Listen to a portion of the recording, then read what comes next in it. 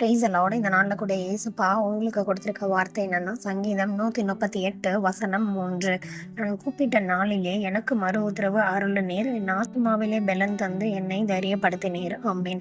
இந்த கனமான வார்த்தை கொடுத்த ஏசுப்பாக்கு நன்றி செலுத்தலாம். இந்த நாளில் கூட ஏசுப்பா குறித்து இப்படியா ஒரு பக்தன் வேண்டுதல் செய்கிறாரு. அதே போலதான் நம்மளும் ஆண்டவரை குறித்து வேண்டுதல் செய்யணும்.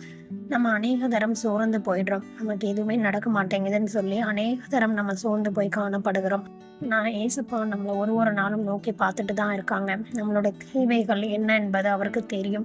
நம்ம நினைத்த நேரத்திலையும் நம்ம நினைத்த வேலையிலும் நமக்கு காரியங்கள் நடக்காது. அப்படி நடந்தாலும் அது ஆசீர்வாதமா இருக்காது. நீங்க ஆண்டவரோட கரத்துல ஒப்பு கொடுத்துட்டு அவருடைய வேலை வரைக்கும் காத்திருக்கும் போது நிச்சயமா அவர் நேர்த்தியா செய்து முடிப்பேன்னு சொல்லி கர்த்தர் இந்த நாள்ல வாக்கு கொடுக்குறாரு. அதே போல உங்களுக்கு என்ன காரியங்கள் இன்னைக்கு இருக்கோ, இன்னைக்கு நீங்க ஏசப்பாவை நோக்கி கூப்பிடுங்க. அந்த நாள் இன்னைக்கா கூட இருக்கலாம். நீங்க எவ்வளவு நாள் சோர்ந்து போய் காணப்பட்டிருக்கலாம். ஆனா இன்னைக்கு நீங்க ஏசப்பாவை நோக்கி கூப்பிடும் போது நிச்சயமா அவர் உங்களுக்கு மறு உத்தரவு தருவேன்னு சொல்றாரு. அது மாத்திரம் இல்லாமல் உங்க ஆத்மாவில பலன் தந்து உங்களை தைரியப்படுத்துவாராம்.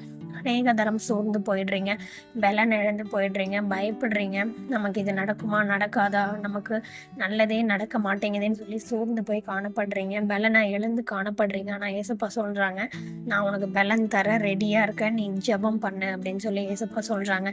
பிசாசானவனுக்கு எப்பொழுதும் நீங்க சோகத்துல இருக்கணும், ஜெபிக்க கூடாது. இதுதான் அவனுடைய ஆசை.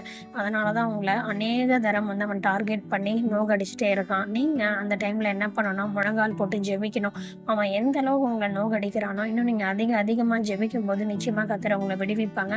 அவனை காட்டிலும் கர்த்தர் உங்களை ஆசீர்வாதமா வைப்பாங்க. அவன் முன்னாடி நீங்க தலை நிமிர்ந்து இருப்பீங்க. அவன் ஒரு நாள் வெட்கப்பட்டு போகிறத உங்களால நிச்சயமா பார்க்க முடியும். நீங்க என்னைக்கும் எதை குறிச்சும் நீங்க சோர்ந்து போகாதீங்க. கர்த்தர் என்றைக்கும் உங்களோட தான் இருக்கிறாரு. அவர் உங்க ஜெபத்தை கேட்டுட்டு இருக்காரு. நிச்சயமா அவர் உங்க ஜெபத்துக்கு பதில் தருவாரு.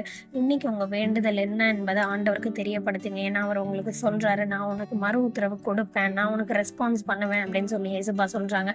அவர் உங்களுக்கு பலனா இருப்பாரு, உங்களுக்கு தைரியமா அவர் இருப்பாரு. நீங்க அவரையே நம்பிட்டு இருக்கிறபடியா ஒரு நாளும் அவர் உங்களை வெட்கப்படுத்த மாட்டாரு. ஏன்னா உங்க நம்பிக்கை அவர் மேல, மனுஷன் மேல இல்ல. அதனால கர்த்தர் உங்களை இன்னைக்குமே வெட்கப்படுத்த விட மாட்டாங்க. சத்ருவானவன் வெட்கப்பட்டு போவான். நீங்க என்னைக்குமே சந்தோஷமா இருப்பீங்க. அவர் கொடுக்குற சந்தோஷம் நிரந்தரமா இருக்கும்னு சொல்லி ஏசப்பா சொல்றாங்க. இந்த வார்த்தை கொடுத்த ஏசப்பாக்கு நன்றி செலுத்தலாம். ஏசப்பா இந்த வார்த்தைக்காக நன்றி. இந்த வார்த்தையில நீங்க சொல்லியிருக்கிறபடி ஏசப்பா உங்க பிள்ளைங்க உங்களை நோக்கி கூப்பிடும் போது அவங்க மறு உத்தரவு கொடுங்க.